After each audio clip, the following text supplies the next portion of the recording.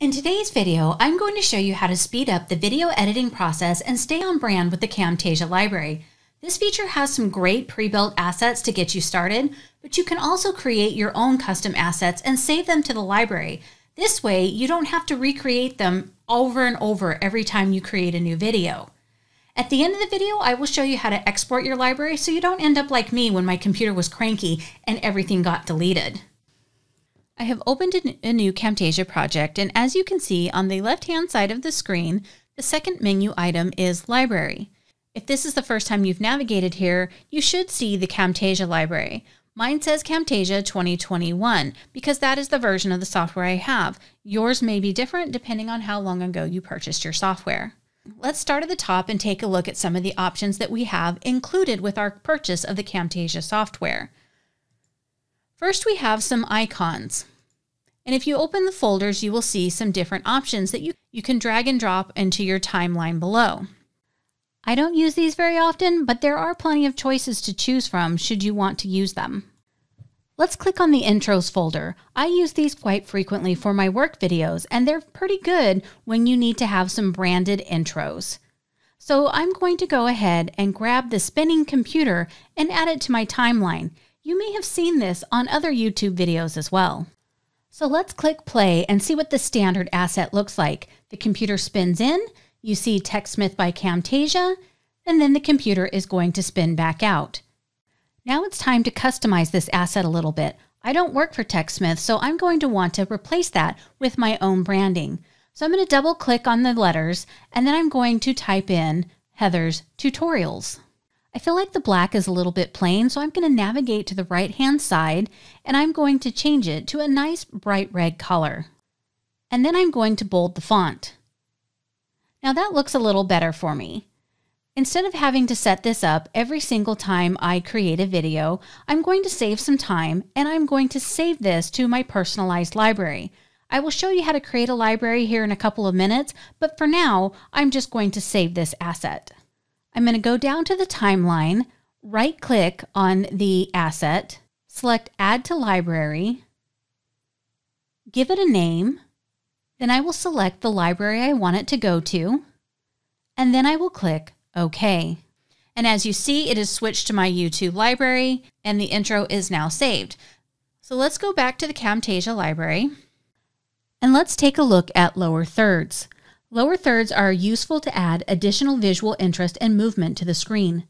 Some of the ways I have seen them used are to put your name or channel on the screen while you are on the camera talking. So for example, let's grab this assist and put it on the timeline. If we let it play through, you can see that it adds your name here and your position here. Now we're going to customize it, and I'm going to put my name and my tagline. I have quickly changed the colors so you can see that they can match your personal branding if you want. Now realistically, I would never put this lower third over a motion background like this because it's a little bit too busy. But this could be a good option when you are doing a talking head video or some type of introduction on camera. Another way that I use lower thirds is to call attention to chapter breaks. If I'm doing a long tutorial that covers several steps or related processes, I use the lower third to help the viewer know we're about to switch topics. One of my favorites is this one called Weekend. If I were to use a lower third for this video, I might call this section Intro to Library, and then say Camtasia 2021. If I do not have additional information to put in the third block, I can simply select it and delete it. The next thing we're going to look at is motion backgrounds. I don't use these a lot because I do software tutorials that take up the entire screen. However, recently I was watching a video where two people were conducting an interview, and they each had their own video feed in a box, and the rest of the screen was filled up with a motion background. One tip that I will share with you here is that you typically want the motion background to be on the bottom layer of your timeline so that it shows behind your other video. Now let's take a look at some of the music that is available in Camtasia. All of the ones you see here come with the software and are copyright free. One of my favorites when I still had a gaming channel was called Horizon Bound. All you have to do to preview the track is double click on it, and then a little player window will appear. If you like the music, you can then drag and drop it down onto your timeline. Don't forget that if you are speaking in the video, you're going to want to turn the music down so it doesn't overpower what the person is saying. There are a couple ways to do it, but the easiest is to grab the gain on the right-hand side and just drag it and turn it down a bit. And during this section of the video, you've been hearing the sound on the track behind my voice. I think we've had enough music. Let's move on to our final option. Click on the Outros folder and you will see that there are two choices you can use to add to the end of your video if you choose. All of the assets I've shown you so far are part of the Camtasia library, which are free for you to use. Now it's time for time-saving tip number 2. You can create your own library in Camtasia. Navigate back to the Library drop-down and select Create New Library. From there, you will type in the name of your library in the floating dialog box. And then you can choose whether or not you want to start it from blank or to automatically include assets from other libraries. For example, I can choose to include everything in my YouTube library or my downloads folder, but in this case, I am going to start from blank. And then I will click Create. And you can see that the library was added to the list. Now let's take a look at my YouTube library. Right now it's pretty sparse because recently my computer got cranky with me and I lost all of my assets and all of my libraries. On the bright side, this gives us the perfect opportunity to go over how to build a custom asset and save it to a library. I have my favorite like button that I like to use, and when I create it, I like to have it slide in from the right, do nothing while it sits on the screen, and then slide back out. I also like to add a fade effect on the tail end of the animation so that it slowly disappears as it leaves the screen. Now it only took a couple of minutes to set up this button, but that's 2 minutes I don't have to spend every time I create a video if I right-click, select Add to Library, give my asset a name, and then add it to my YouTube library.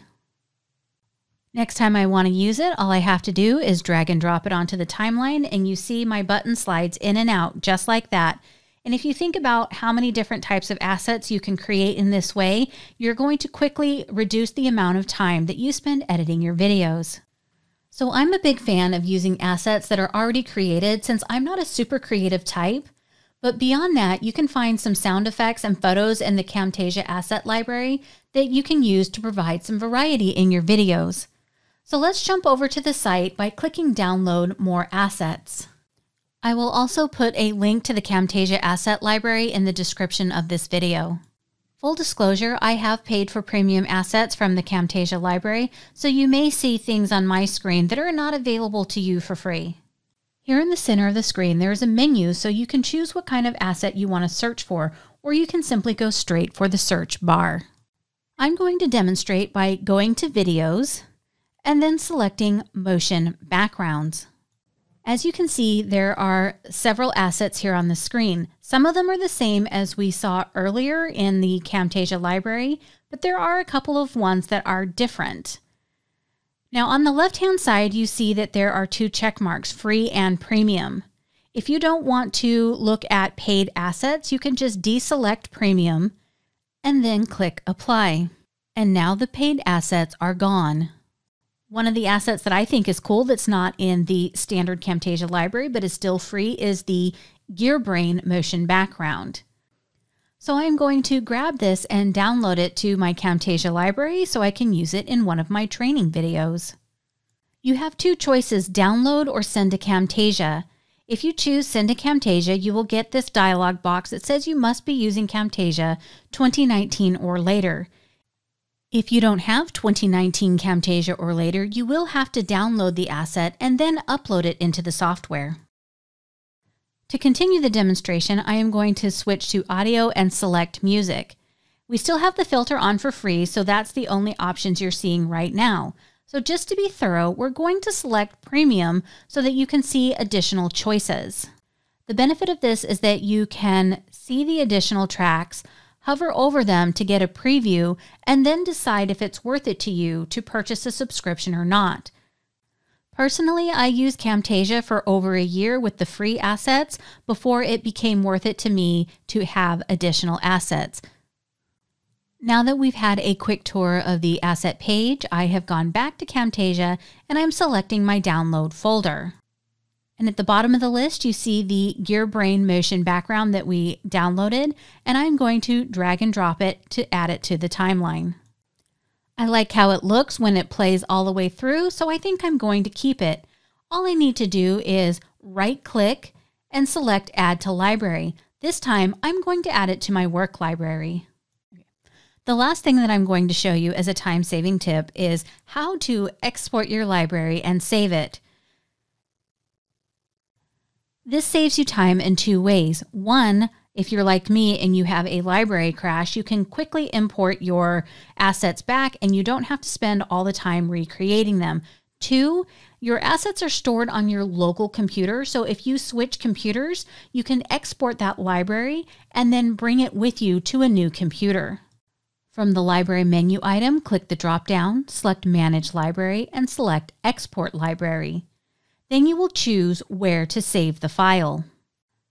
To import your assets, go to the same path, click the drop-down next to Library, select Manage Library, and then select Import Zipped Library.